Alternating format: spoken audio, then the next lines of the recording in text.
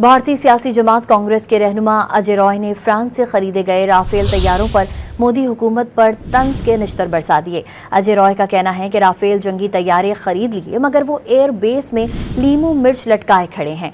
पहलगाम में इतना बड़ा वाकया हो गया मगर हुकूमत से अमली तौर पर कुछ नहीं हो रहा।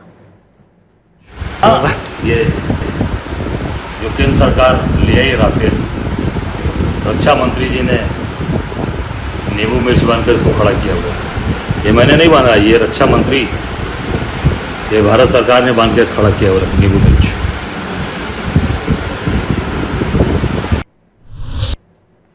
लद्दाख के इलाके लिया में भारतीय फौज के कैंप में आग लगने से भगदड़ मच गई।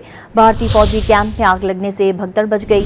भारतीय मीडिया के मुताबिक आग लगने की वजूहात का इल्म नहीं हो सका। फौजी कैंप में आग लगने से फजा में धुएं के बादल छा गए।